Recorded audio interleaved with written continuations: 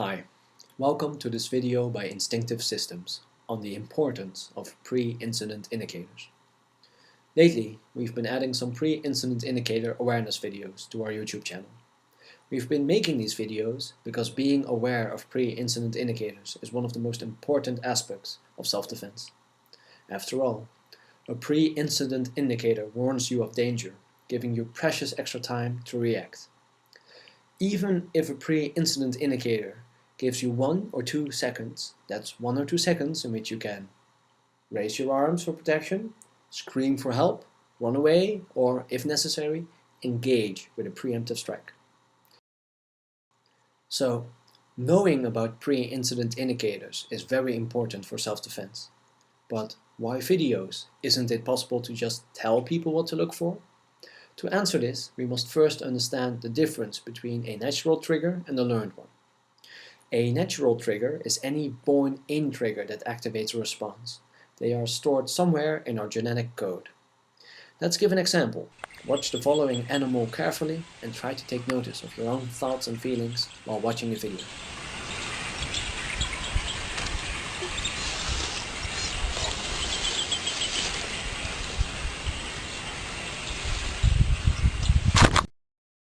If you are like most people, you will observe a change in your heartbeat and breathing pattern.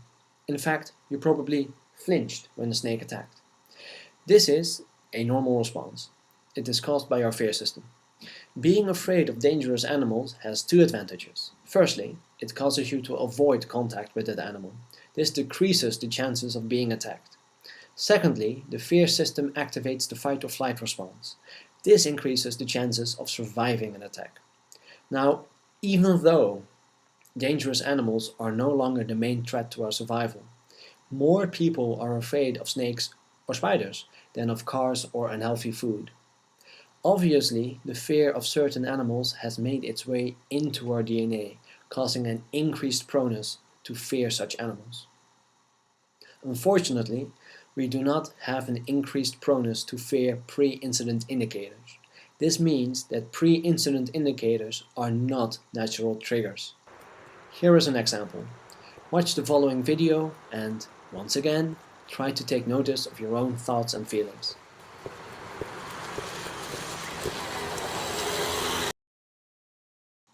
This time, you probably did not notice a change in your heartbeat or breathing pattern. Even though the second man displayed several pre-incident indicators, they probably did not activate your fear system. For instance, he was scanning the surroundings. He was glaring at the target. He closed the distance beyond the borders of personal space, and he had his hands in his pockets. However, despite all of these pre-incident indicators, your fear system probably did not register any danger. Now, if he actually takes out his knife and attempts to rob you, then your fear system will be activated. Unfortunately, this is a little late, as it's now no longer possible to prevent the robbery from happening. Of course, not everything is lost, and the fight or flight system can still help you mitigate the consequences. For instance, if you throw your wallet and run away, the adrenaline of the situation will make you run like the wind. But, of course, the ideal situation would have been to prevent the incident from happening altogether. Why did your fear system kick in when he pulled the knife, but not when he was showing signs of pre-incident indicators? This is because your fear system has to learn to react to these types of signs. This makes them learned triggers. Fearing knives is not something you inherit, it's something you have to learn. As we grow up, we all learn that knives are dangerous and we learn to fear them. Unfortunately, we do not learn to fear pre-incident indicators. As a result, we are not as effective as we could have been in preventing violent encounters. So, how do we turn pre-incident indicators into learned triggers? Generally speaking, there's only two ways in which you can develop learned triggers, either through training or through experience. Now, although experience is a beautiful thing, it is of course preferable to learn about pre-incident indicators through training rather than to actually having to experience violent encounters.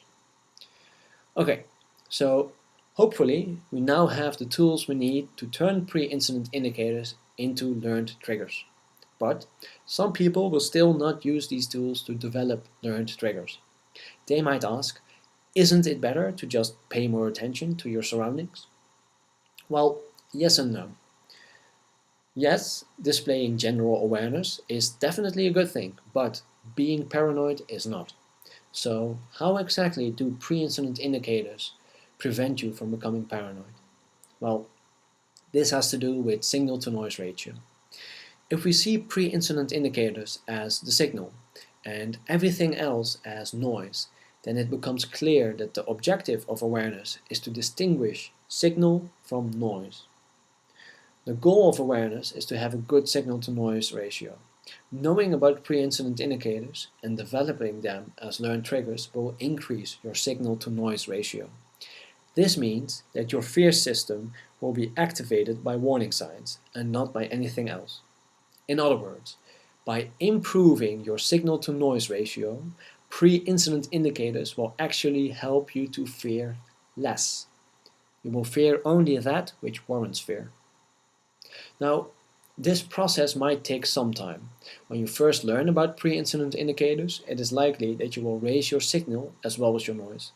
This causes a poor signal-to-noise ratio. But with time, you learn to distinguish signal from noise, and this will cause you to fear less. This is the goal of pre-incident indicator awareness videos, to have a good signal-to-noise ratio, to fear only that which warrants fear. On behalf of Instinctive Systems, thank you for watching.